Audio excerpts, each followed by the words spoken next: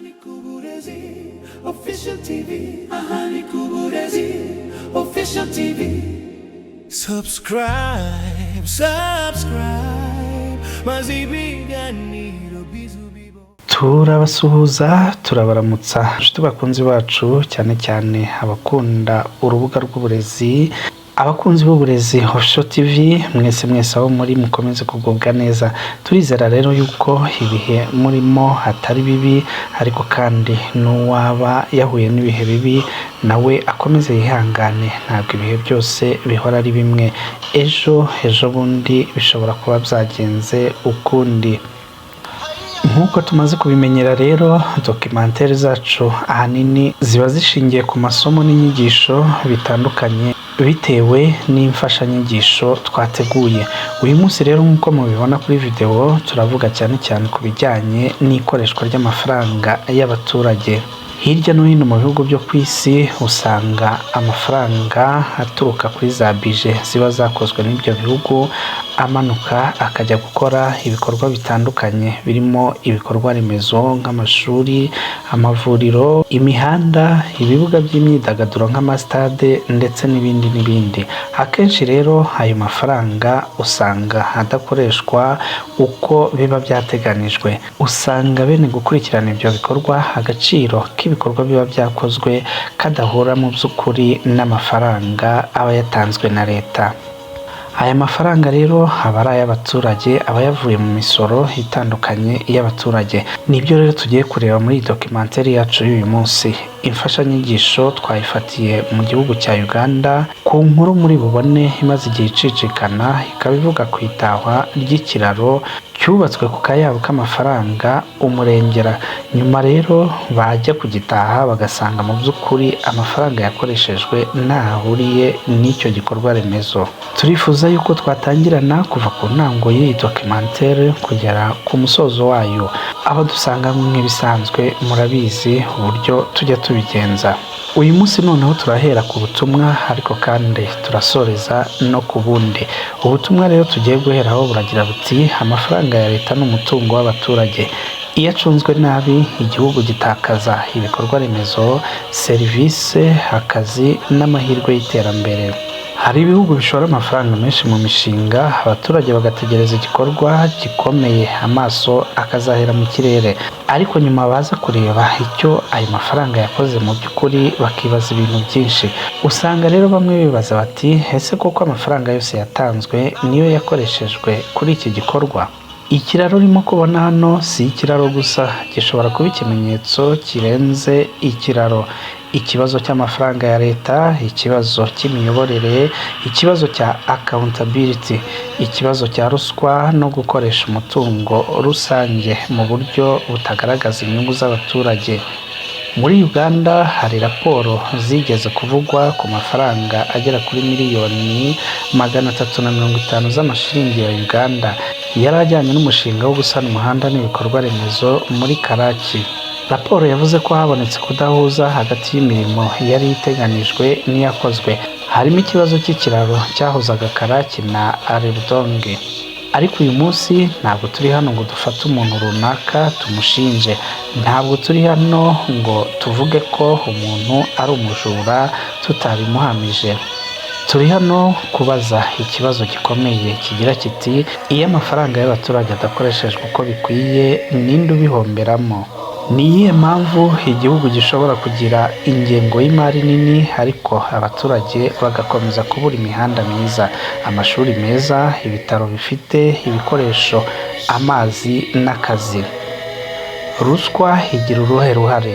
Kunyereza umutungo wa leta bikorwa bite? Kandi n'iki cyakorwa kugira ngo amafaranga y'umuturage asubire ku muturage? Umuturage ari kwishyura imisoro, umucuruzi ku isoko ari kwishyura imisoro, umuhinzi nawe burya afite uko yishyura, umushoferi nuko, umukozi nuko, umuryango uri kugura ibicuruzwa.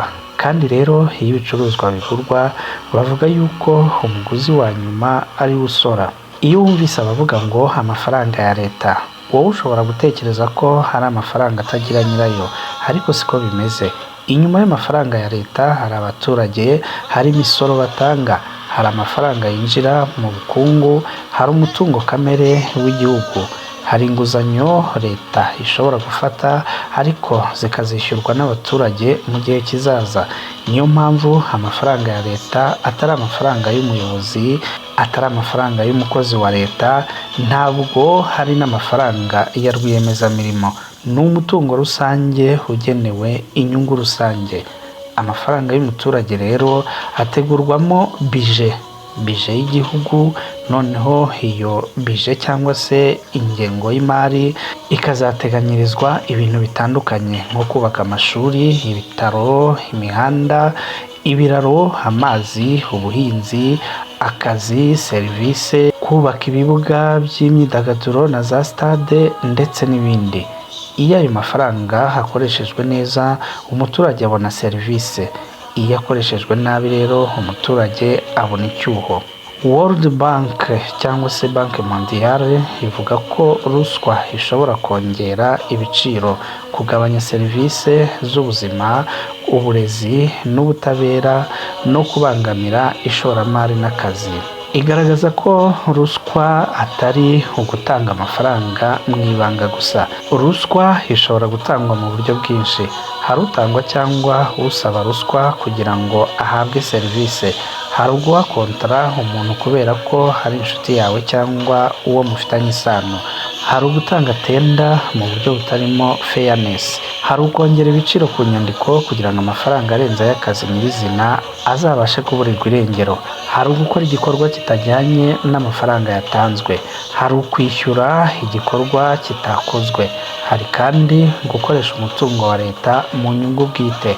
World Bank igaragaza ko ruswa ishobora no kugira uruhare mu kugena abatsindira kontara za leta hashingiwe ku nshuti, bene wabo cyangwa se abayobozi bafitanye ubucuruzi. Ikibazo gikomeye ni uko ruswa idahita igaragara nk'igihombo. Rimwe na rimwe igihombo cyayo gishobora kugaragara nyuma y'imyaka. Ikiraro cyubatswe nabi gishobora gusenyuka. Umuhanda utujuje ubuziranenge ushobora gusaba amafaranga yo kongera kuwusana. Ibikoresho by'ibitaro bitujuje ubuziranenge bishobora gushyira ubuzima bw'abantu mu kaga. Ishuri ritubatse neza rishobora gusaba amafaranga yo kongera kurisana. Nk'uko twabivuze rero ku bijyanye n'imfashanyigisho rimwe na rimwe tujya dutegura, niba mubona iki kiraro cya Uganda, niki dushobora kuba twakura kuri iyi nyigisho? Mbese mwebwe murabibona mute? Reka tugaruke kuri aya mashusho dushobora kubona muri aka kavideo. Dushobora kubona abaturage, dushobora kubona uko igikorwa giteye, ariko hari ikintu tutagomba gukora. Ntitugomba guca urubanza dushingiye ku mashusho make dufite hano. Icyo dushobora gukora ni ugutekereza no kwibaza, umushinga wari ufite bije ingana iki? Kontara yari imeze ite? Bill of quantity yavugaga iki? Ni iki cyakozwe? Ni iki kitakozwe? Ninde wagenzuraga? Ninde wishyuye? Ninde wakiriye icyo gikorwa? Kandi niba hari amafaranga yakoreshejwe nabi, ninde wagombaga kubibona mbere? Ibi byose rero nibyo bita value for money. Ni ukuvuga ngo amafaranga yatanzwe yabyaye igikorwa gifite agaciro kangana n'ayo mafaranga. Raporo ya Uganda Radio Network ku kibazo cya Karaki yavuze ko habonetse discrepancies mu ishyirwa mu bikorwa ry'imirimo kandi ko imirimo itagaragaza value for money. Iyo miliyoni 350 zishyizwe mu mushinga, abaturage baba bafite uburenganzira bwo kwibaza bati ni iki twahawe? Ibyo twubakiwe bifite agaciro gakeya ugereranyije n'amafaranga yasohotse. Aha rero buri wese yatekereza ko amafaranga yatanzwe atari yo yonyine y'ingenzi. Icy'ingenzi ni igisubizo abaturage babonye. Tekereza ko hari amafaranga yagombaga kubaka icyumba cy'ishuri ariko nticyubatswe. Ni iki cyatakaye rero? Si inyubako gusa, ni amahirwe y'abana. Tekereza amafaranga yari kugura ibikoresho by'ibitaro ariko ntagere aho yagombaga kugera. Ukeka se ko ari amafaranga gusa? Oya, ikibazo si amafaranga gusa. Hari umurwayi wagombaga kugera ku bitaro akabona ubufasha. Tekereza umuhanda wari gufasha umuhinzi kugeza umusaruro we ku isoko. Iyo uwo muhanda utubatswe neza, umuhinzi ashobora gutakaza umusaruro n'amafaranga. Niyo mpamvu rero World Bank ivuga ko ruswa igira ingaruka zikomeye ku bakene n'abatishoboye kurusha abandi, kuko igabanya uburyo babona serivisi kandi ikongera igiciro cyo kuzibona. Afurika ntabwo yabura abantu bafite ubwenge, ntabwo yabura urubyiruko, ntabwo yabura ubutaka, ntabwo ibura imitungo kamere, ntabwo ibura abashoramari cyangwa abantu bafite ibitekerezo. Ariko hari ikibazo kimwe gikomeye: ni gute umutungo uhari ukoreshwa. World Bank ivuga ko muri Afurika yo munsi y'ubutayu bwa Sahara, imikorere y'imiyoborere n'inzego za leta ikiri mu mbogamizi zikomeye ku gutanga serivisi nziza no guteza imbere iterambere rirambye. Ibi ntabwo bivuze ko Afurika yose iyobowe nabi, ntabwo bivuze ko buri muyobozi ari umunyamabi, ahubwo bivuze ko aho accountability, transparency n'inzego zikora neza bigifite intege nke, amafaranga ya leta ashobora kutabyara umusaruro wari witezwe. Nigeria ni kimwe mu bihugu bifite ubukungu bukomeye muri Afurika kandi gifite umutungo kamere ukomeye. Ariko kuba igihugu gifite umutungo ntibihita bivuga ko umutungo wose uhinduka serivisi nziza ku muturage. World Bank igaragaza ko imicungire y'imari ya leta, fiscal transparency na accountability, inagaragaza ko hari ibikorwa by'ivugurura bigamije kunoza imicungire y'imari no kurwanya financial crime.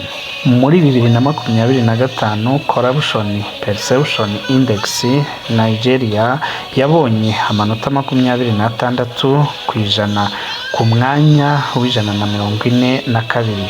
Mu bihugu 180 byapimwe, Nigeria CPI 2025 ifite 26%. Iyi mibare ntabwo ivuga ko buri muntu cyangwa buri rwego muri Nigeria ari ruswa. Ivuga ku myumvire ya ruswa mu rwego rwa public sector nk'uko CPI ibipima. Aha rero buri wese afite isomo ashobora kuba yakuramo.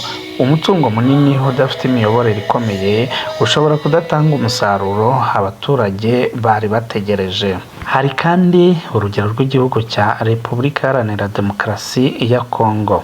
Iki gihugu gifite umutungo kamere ukomeye cyane, ariko igihugu gifite amabuye menshi ntabwo bihita bivuga ko abaturage bose bafite ubuzima bwiza.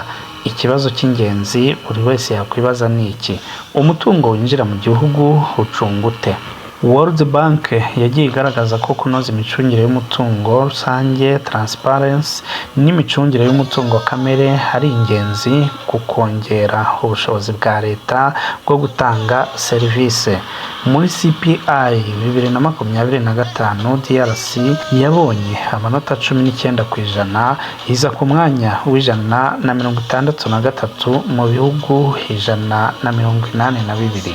Ariko tugomba kongera kwibuka ko DRC ifite n'ibindi bibazo bikomeye birimo amakimbirane n'umutekano muke.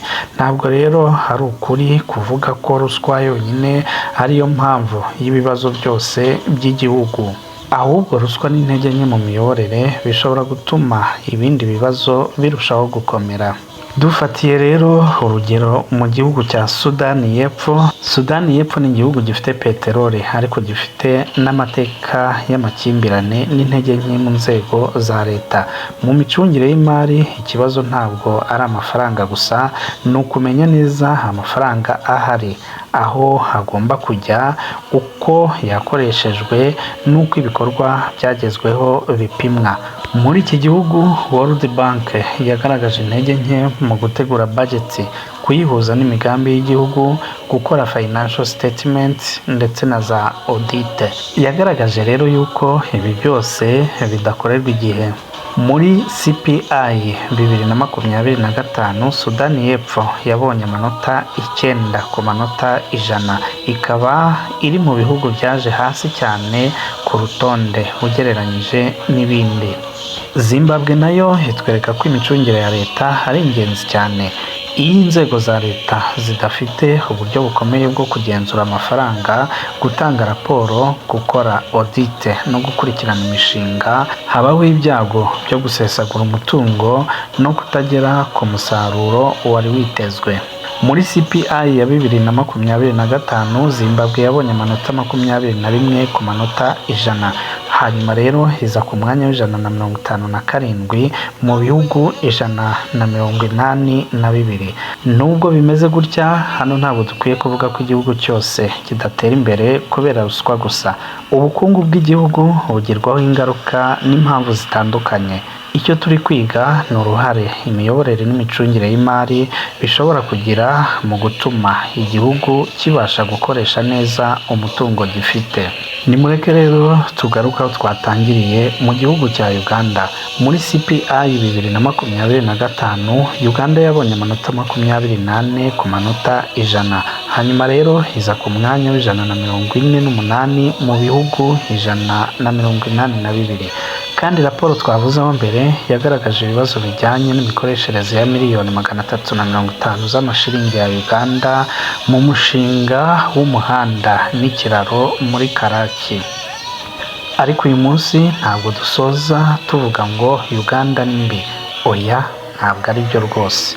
Ahubwo turasoza twibaza tuti ni iki Uganda n'ibindi bihugu bishobora gukora kugira ngo amafaranga y'abaturage arindwe. Igisubizo ntabwo ari ukubwira abayobozi ngo nimukureho ruswa gusa.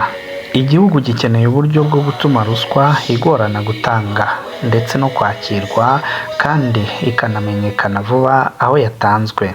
Hakenewe transparency, hakenewe accountability, hakenewe audit zikora neza, hakenewe kandi procurement iboneye, hakenewe nanone digital system. Hakenewe nanone abaturage babasha kubaza ibibazo mu gihe babona hari ibitagenda neza.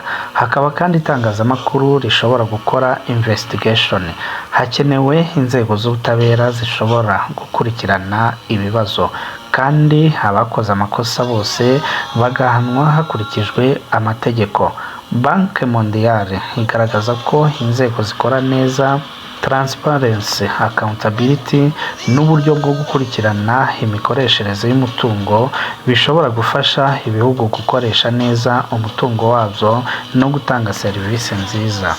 Iyo umuyobozi ahawe inshingano zo gukoresha umutungo w'igihugu, ntabwo aba ahawe amafaranga yo kwikungahaza, aba ahawe inshingano yo kurinda umutungo w'abaturage, kuko amafaranga ari kuri konti ya leta ntabwo aba yavuye mu kirere. Hari umuturage aba yaturutseho, hari umucuruzi wishyuye imisoro, hari umukozi watanze umusoro ku mushahara we, hari kandi umuhinzi wakoze imisoro ikishyurwa, hari umuryango waguze ikintu leta ibona umusoro.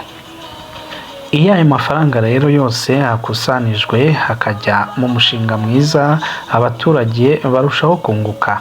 Iyo ajya mu ishuri abana barunguka, iyo ajya mu bitaro ubuzima burarindwa, iyo ajya mu muhanda ubucuruzi butera imbere, iyo agiye mu ibakwa ry'ibiraro abaturage baragendererana, iyo ajya mu mazi ubuzima burahinduka.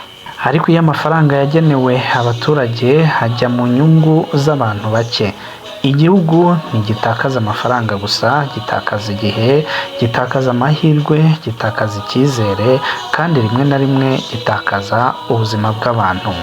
Niyo mpamvu umuyobozi mwiza atagomba kwibaza ati nzunguka iki kuri uyu mwanya mpawe, ahubwo agomba kwibaza ati nzaba nasigiye iki abaturage igihe nzava kuri uyu mwanya.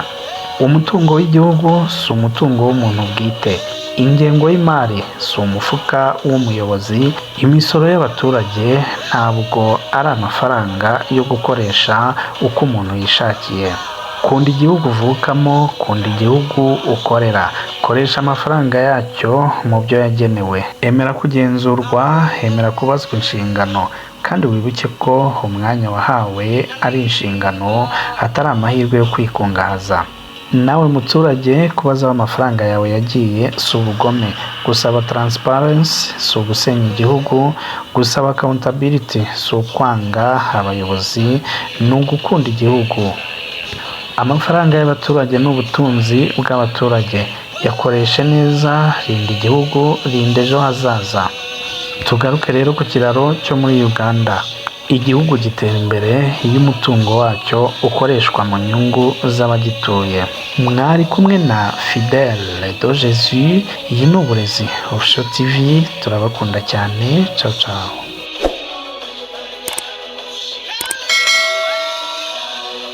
Alambra buno luguudo lwennansanga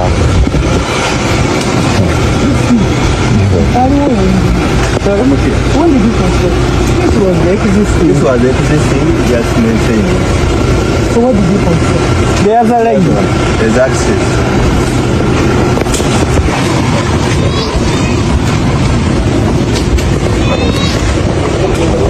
The water that which comes from this side is taken and poured in the other one.